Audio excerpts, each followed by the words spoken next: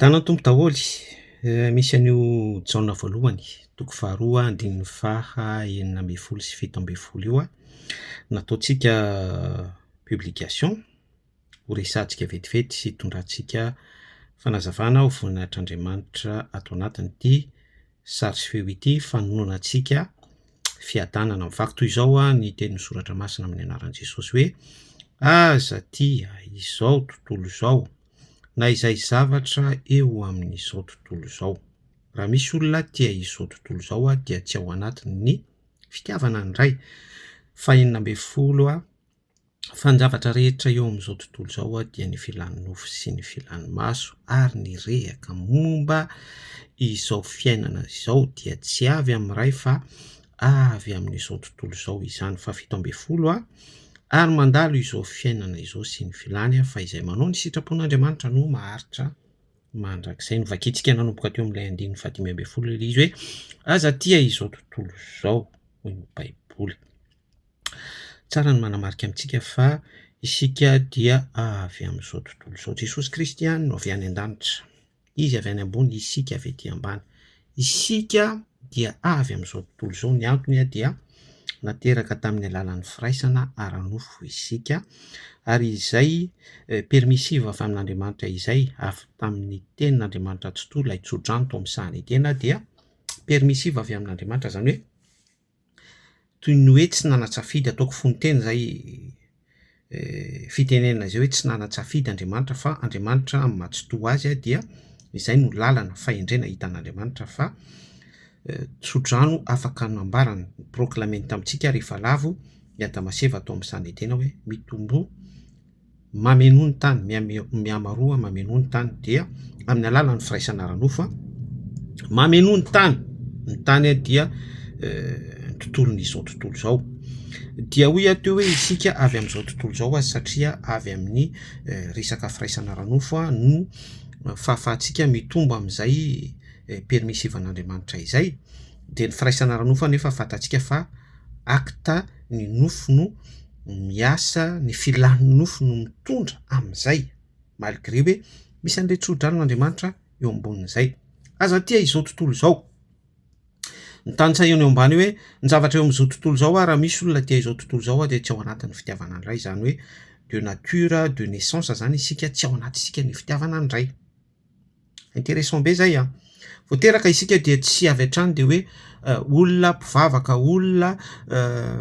en relation amin'Andriamanitra tsy toa, olona manana intimité amin'ny Jesosy Kristy, olona misy fanamasina ao anatsika, tsy zay isika. Zay isika. Zay no nahatonga na nanambara arak'ilay raisonnement biblika teo am-panambarana vao nanomboka ny zara de hoe isika avy amin'izao tontolo izao satria teraka tamin'ny alalan'ny firaisana mélange filana izao tontolo izao, ary nalay acte de izao tontolo izao, satria be da be na de mpino ara, na de mpino ara, dia rehefa tena ao anatin'ilay filana amin'ilay acte de mandeha daholo mihitsy ny fantasme izao tontolo izao, tena hoe libre monsieur lâché. Tanteraka expérience daholo zany zaraintsika izany a. Tsy misy maharatsy an'izany akory fa ahafahantsika mandray lesona sy ahafahantsika mandeha ny tena, ahafahantsika mamantatra ny position antsika, samy mamantatra ny tenany a. Za tsy mivizy an'iza an'iza, za ihany koa tsy miteny momba fa samy mamantatra ny tenantsika isika. Za mahalala ny momba, ianao mahalala ny mombanao, toy izantsika ny fanazavana. Andininy faha enina amby folo. Fa ny zavatra rehetra eo amin'izao tontolo izao dia ny filan'ny nofo sy ny filan'ny maso ary ny rehaka momba izao fiainana izao dia tsy avy amin'ny Ray fa avy amin'izao tontolo izao. Zava-be zany, mivelatra be. Rehaka momba izao fiainana izao a, ny zavatra hitan'ny maso a, zany hoe zavatra à l'œil visible, à l'œil nu zany, zavatra tonga de hoe tsapan'io fahatsapantsika amin'io porte ouverte masontsika io a. Maso be da be, ny tanana koa afaka maso a. Rehefa miditra ara-panahy moa tsika dia any amin'ny tontolon'ny spirituel indray a, misy ihany koa, mbola misy maso ihany koa, important be io maso, satria eo no porte ouverte ahafahantsika mahatsapa sy mahita. Rehefa mahita isika dia mahatsapa, ary amin'ny alalan'ny fahitana fahatsapana izay a dia misy information captentsika, saisissentsika, voarayantsika sy voatsapantsika mihitsy amin'ny alalan'ny fahitana. Attention attention fa isan'ny élément ngeza be mihitsy amin'ny fahafahana mandranto ny maso ary zay no anokafan'ny zava-panahy fanazavana eto amin'ity bokiny Jaona voalohany toko faharoa ity, indrindra eto amin'ity andininy faha 9 ty hoe fa ny zavatra rehetra amin'izao tontolo zao dia ny filan'ny nofo sy ny filan'ny maso. Natambany mihitsy le hoe nofo sy maso. Rehefa mahita ilay maso dia miasa am'izay le nofo ao anatin'ilay hoe etaeta miditra ao anatin'ilay filana ary mandray anjara amin'ilay akta manatanteraka. Alleloia. Expérience daholo ny zavatra zaraintsika izany. Tareim-piandohantsika dia niteny hoe isika dia avy amin'izao tontolo izao. Nazavaintsika teo ny anton'izay. Ny maso amin'ny tenantsika, momba ny tenantsika rehetra zany dia ao anatin'izay le hoe izao tontolo izao. Eto dia nipika fanazavana sy fampitana ara-panahy kely hoe zay tsy maintsy anoloranao tena amin'i Jesosy Kristy, tsy maintsy anolorako tena amin'ny filazaon-tsara amin'ny tenin'ny soratra masina amin'ny sitrapon'Andriamanitra rehetra. Dia moa ny olona anankiray mbola tsy nanolo tena ho an'i Jesosy Kristy izy dia voafatotro amin'izay hoe vatana izao tontolo izao izay foana izy, ary dia manomboka eo amin'izay ny fibebahana, firosoana amin'ny batisa, ny herin'ny finoana ateraka indray hatrany amin'izay fazy izay fazana fanoloran-tena izay, satria rehefa manolo tena ianao ka tonga amin'izay stady hoe ateraka izay indray dia misy fanovana ataon'Andriamanitra amin'ny tenantsika, ny maso, ny tanana, ny porte ouverte rehetra zany dia idin'Andriamanitra, ary rehefa minokatra an'io dia Andriamanitra manokatra an'io ary zay hoe sokafan'Andriamanitra zay dia misokatra ho amin'ny tsy izao tontolo izao intsony, tsy amin'ilay filana, tsy amin'ilay compatibilité ny monde terrestre intsony, fa misokatra amin'izay le porte ouverte en monde céleste. Dia io amin'izay le misy hoe misy mahita anjely tandremo koa fa misy manao faux témoignage be da be amin'ireny, misokatra amin'ny soratra masina amin'ny masonao, misokatra amin'ny témoignage biblika, témoignage na zavatra céleste, ny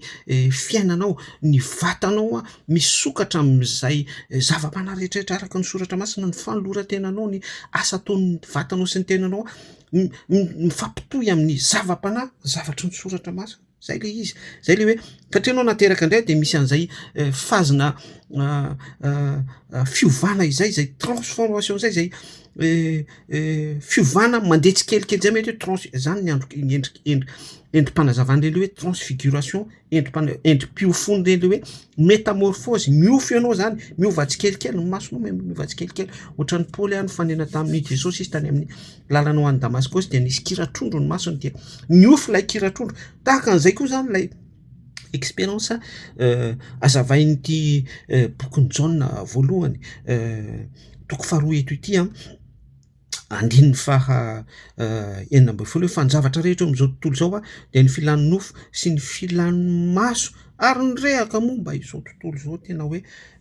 ao anaty lasaka iray azavain'ny bokiny Jaona zany zay zavatra zay hoe nofo sy maso nyrehaka izao tontolo izao tena ao anatin'ilay zay lasaka resantsika izay le izy, ka izay ny tsy maintsy anoloranao tena amin'i Jesosy Kristy, tsy maintsy ateraka indray ianao miroso amin'ny processus ny resantsika teo hoe fibebahana, dia avy eo manolo tena ho an'i Jesosy Kristy ianao rehefa avy mibebaka, dia Jesosy Kristy amin'izay miasa ny tenin'ny soratra masina miasa ao anatinao, manovanao tsikelikely ny herin'ny filazaon-tsara, manovanao ny asan'ny fanahy, ny ositra, ny rahan'i Jesosy Kristy diovina amin'ny raha avokoa ny zavatra rehetra, manadio ny vatanao, manadio ny masonao, manadio ny fieritreretanao sy ny be dia be, dia tonga any amin'ny transformation amin'izay anao après ny métamorphose petit à petit, après ny resaka zava-panahy somary landala isika zany après ny transformation, ny sens figuré au sens propre, tsy tena amin'ny fafenony ny transfiguration, ny endriky ny tavanao tsy ilay endrika biby ity intsony, tsy ilay endrika izao tontolo izao nyrehaka ny filan'ny maso intsony, fa ilay nazavaintsika eto hoe misokatra ny porte ouverte, misokatra ny fijerinao any amin'ny tontolo ara-panahy, tontolo ny soratra masina, fanajarana ny sitrapon'Andriamanitra, famatorana amin'izay ny intimité miaraka amin'ny Jesosy Kristy, fiombonana makany ihany koa any amin'ny resaka hoe épouse isika, farany tonga any amin'ny resaka fampakarana, fofombady, vady ampakarina, vadin'i Jesosy Kristy mihitsy ianao. Zany ilay zavatra resahan'ity Jaona voalohany toko faharoa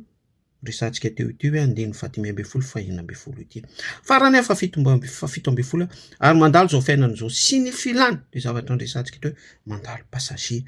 izao tontolo izao sy ny filany fa iza manao ny sitrapon'Andriamanitra ihany no maharitra mandrakizay. Zany no antony fizarantsika eto isan'andro isan'ora miezaka mampita ny herin'ny filazaon-tsara foana mandalo any hery rehetra zao zavatra rehetrarehetra zao. Ity vatana mety maty ity vatana mety lo ity mandalo io, ny jaly ny zavatra hita rehetra tsika rehetrarehetra, ny rehaka sy ny izao tontolo izao cette terre, ny ao anatiny contenuany, ny zavatra azo tsapaitana, ny zavatra hitany masotsika rehetra ireo mamirapiratra mandalo ireo lanitra sy ny tany oorina tahaka ny taratasy ozy ny baiboly ho levina ho avoazan'Andriamanitra indray mandalo fa izay maharitra amin'ny fanaovana ny sitrapon'Andriamanitra no maharitra mandrakizay. De miverina amin'le zavatra nyresahana amin'ny soratra masina nambarako sy nitsindriko taminao teo hoe misy asan'ny fanahy am'izay miasa atao anatsika manovantsika ny herin'ny filazaon-tsara. Nisy publication zay nataoko hoe ny tenin'Andriamanitra velona ao anatinao no manovanao ary mahatonga anao vatana mandrakizay ary tena confirmen'ny soratra masina amintsika eto zany hoe izay manao ny sitrapon'Andriamanitra no maharitra mandrakizay satria rehefa nanolo tena ho an' Jesosy Kristy ianao après ny fibebahana mandalo batisa Romana toko fahenina tena le vonin'Andriamanitra mihitsy ny fahotantsika amin'ilay hoe batisa fa tsy lay sensa hoe rankely ranobe lay ao anaty adievitra zany za tsy miteny hoe tsy ilainy reny fa passage afaka lalovana ihany koa reny za tsy miteny hoe tsy maintsy ihany koa fa lay tenin'Andriamanitra Romana toko fahenina hoe mandevona ny fahotantsika mihitsy iny le batisa efa nitondra fanazavana ny am'izany tsika fa nanambarana zany tsika de iny batisa iny zany mandevona an'ilay fahotantsika tahaka nanandevozany Jesosy Kristy nandevonany azafady tsy nanandevozana fa tahaka nandevonany Jesosy Kristy tamin'ny nofony tao amin'ny nofony satria nofony Jesosy Kristy ilay maty teo amin'ny hazo fijaliana fa lay vatana fanahy lay vatana celestialy atao amin'ny tenany foana lay vatan'Andriamanitra atao amin'ny tenany foana dia lay fahotana zay amin'ny nofo miverina amin'ilay 5:40 teo hoe nofo any maso any rehaka zao tontolo zao mifampitambatra foana reo ity vatana mety lotoy teraka tamin'ilay rasy adamika azo tamin'ny mena rana atao amin'ny sahany edena fahalavona dia voaomby teo amin'ny hazo fijaliana iny de iny mihitsy le batisa satria lay tenin'Andriamanitra rehefa manolo tena amin'i Jesosy Kristy tsika de dikan'izay tenin'Andriamanitra no miditra atao anatsika tenin'Andriamanitra no manao batisa atsika ao anatiny no tahaka ny hoe imaginaire mihitsy zany imaginer zany hoe misy rano be io de mitsoboka ao anatin'ilay rano ianao fa izay image izay rano tenin'Andriamanitra biblika izay tenin'Andriamanitra le rano de ianao mitsoboka ao anatin'le rano de levina ao anatin'le rano ianao tahaka an'ilay fanazavaintsika sy averimberintsika eto foana hoe misy comprimé effervescence anankiray atao ao anaty rano de levina ao anaty rano iny comprimé effervescence iny de tsy mahita comprimé intsony ianao fa rano mélange na effervescence de lasa natura hafa indray le izy avy eo zay mihitsy ihany koa lay batisa Romana toko fahenina atao batisa ho amin'ny Kristy ho amin'ny fahafatesana zany hoe maty lay fahotantsika lay maso lay rehaka zao tontolo zao ny filana izao tontolo zao lay 5:40 teo maty tao anatin'ny batisa zany ao anatin'ilay rano levina am'izay levina dia rehefa levina dia tonga fatana vaovao am'izay no satria voasasa voadio ao anatin'izay koa satria resaka azo fijaliana tsika ny raha Jesosy Kristy ny raha tsy maintsy diovina amin'ny raha avokoa ny zavatra rehetrarehetra zany hoe sady atao batisa anao ny diovin'Andriamanitra ihany koa amin'ilay raha amin'ny alalan'ilay raha narotsaka Jesosy Kristy teo amin'ny hazo fijaliana zay mahatonga nanindry an'ilay Romana toko fahenina teo satria ilay processus n'ilay hazo fijaliana mihitsy processus tonga velona ao anatinao ihany koa alleloia somary maraka ianao am'izay fanazavana izay de misy zavatra voarainao ao anatin'izay dia reconnaissant ianao reconnaissante amen tsara be zany fanazavana zany ary tokony voaraintsika zay ihany koa de sady mandray efa voaraiko le izy fa sady manao rappel ihany koa am'izay fanazavana izay tsara ny tompo maharitra mandrakizay ianao zay ilay 5:70 vakitsika farany teo amin'ny fanaovana ny sitrapon'Andriamanitra lay fanaovana ny sitrapon'Andriamanitra lasa miaina ny sitrapon'Andriamanitra ianao eo indray tsika de tsy de terena be hoe ndana mandoalika mivavaka ndana mitandrina ny andro sabata fa tsy miteny hoe ratsy zany ndana aza mihinana henakisoa ndana aza mihinana crevette ndana mametaka saron-doha ao am-piangonana ndana nareo lehilahy iry de ndana nareo vehivavy iry za tsy miteny hoe ratsy zany misy lanan'izany daholo fa le hoe manao ny sitrapon'Andriamanitra tena tariny fanahy mihitsy am'izay satria rehefa mahazo toeranao anatsika lay tenin'Andriamanitra dikan'le hoe tenin'Andriamanitra mahazo toeranao anatsika de Jesosy Kristy mihitsy no mahazo toeranao anatsika ny asan'ny fanahy mihitsy zany hoe le fanahy mihitsy zany déguisé en tant que hoe tenin'Andriamanitra en tant que hoe tenan Jesosy Kristy zao no atoko voalohany.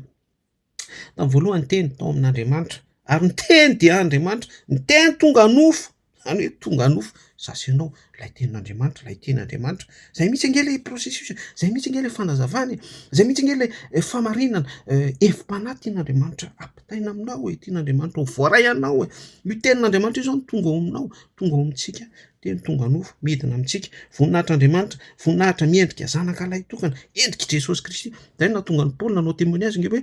tsy izao intsony ny velona fa Kristy ny velona atao anatiko e. Ary zay koa mbola nahatonga ny Paoly ihany nanambara hoe manahafa tahaka ny hanahafako an'i Kristy, satria misy an'ilay tenin'Andriamanitra zao no voalohany io velona ao anatin'ny Paoly. De izay témoignage ihany koa lay nitsindriany Jesosy Kristy tamin'ny mpianatra hoe manahafa tahaka ny hanahafako an'ny ray. Paoly zany tanteraka tamin'izay izy petraka ihany koa ny fanontaniana hoe za ianao ve manahaka andray amin'ny alalan'ilay teny zao no voalohany velona ao anatintsika. Satria izay ny zavatra ambaran'ny Jaona voalohany toko faharoa eto amin'ny andininy fahafito amby folo eto ity sady témoignage ny mpanoratra ihany koa ilay izy. Maritra mandrakizay ao anaty vision zany, mahita mihitsy zany Jaona manoratra eto hoe manao ny sitrapon'Andriamanitra, maritra mandrakizay satria misy an'io teny io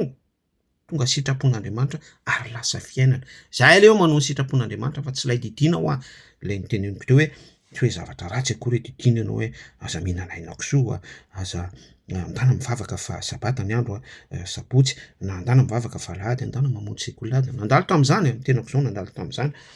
Tsy hoe ratsy akory zany fa tena hoe manao ny sitrapon'Andriamanitra mihitsy tahaka ny nanaovan'ny ray, satria izay mifampitohy an'le zavatra nazavaintsika ara-tsoratra masina hoe manahafa tahaka ny hanahafako an'i Kristy hoy Paoly, manahafa ho Jesosy Kristy tahaka ny hanahafako an'ny ray tamin'ny mpianatra. De misadresser amintsika ihany koa amin'ny alalan'ny zava-panahy zay tonga tokony voaray antsika amin'izany fanambarana izany ny tenin'ny soratra masina hoe sitrapon'Andriamanitra mba haritra mandrakizay iza sy ianao. Raha voarainao zany fanazavana izany de misy zava-panahy misaraka tsara mihitsy hoe ny ara-panahy ao amin'Andriamanitra ary ny zava-panahy lay izao tontolo zao ny maso, ny filana, ny rehaka izao tontolo zao lay azontsika tamin'ny fahaterana tamin'ny alalan'ny firaisana ara-nofo isika zay mbola ny appartenir tamin'le hoe izao tontolo zao teraka izao tontolo zao tamin'ny alalan'ny acte izao tontolo zao tamin'ny alalan'lay semence tao misahany edena izao tontolo zao azo tamin'ny menarana nambaran'i Jesosy Kristy tamin'ny fariseo, ianareo taranaky ny menarana zay tiany rainareo lay menarana satana de voly ela ihany no mbola tianareo atao. Mbola ao anatin'izay tsika na mbola tsy nanolo tena ho an' Jesosy Kristy. Zay le zavatra anosehana antsika foana eto amin'ny pejy hoe ray Jesosy Kristy io tompo-pamonjy amin'ny fiainanao, tena hoe mietre tena mihitsy mifonareo ny triatriato fa aza ny fitafianareo, tena hoe aoka zany raha maharay an'izao mesazy zao anao de hoe Jesosy io inona no ataoko mba ahafahako miditra amin'izany fanazavana izany mba ho velona atao anatiko ny teninao fa tsy izay fanazavana izay. Ny tenin'Andriamanitra tsy toy izay Jaona voalohany toko faharoa ny resahany soratra masina teo izay 5:10, 4:11, 7:10 inona no ataoko Jesosy Kristy. Raha mahakasika anao zany teny zany dia zao de zao anao de hoe mametrahany fanontaniana hoe te ho isan'ny mpianatra ao a Jesosy, te ho isan'ny olona ao, te ho disciple, te ho zanaka ao zanaka ao, te ho vady ampakarina eposy, te ho iray aminao te hanahaka anao manahafa tahaka ny hanahafako an'i Kristy hoy Paoly. Zany zavatra resantsika izany mitohy hatranatrany makany amin'ny resaka fampakarana. Ny vatana juste manana ny plénitude ny soratra masina, fahafenona voaova, manana ny fitafiam-panahy manomboka any amin'ny casque du salut hatrany amin'ny chaussure de sécurité, ny fitafiam-panahy lay manteau nampakarana ny Elia teo mason'ny Elisa lay manteau niala tamin'ny Stefana nokasihan'ny Paoly nahatonga ny Paoly voaova misy indisy zaraiko amin'izany zavatra resantsika izany eposy fampakarana. Tianao Jesosy lavalava kely fa misaoran'ny tompo mbola afaka mifampizara isika, afaka mifampieno, afaka mandray mesazy avy aminy. Raso.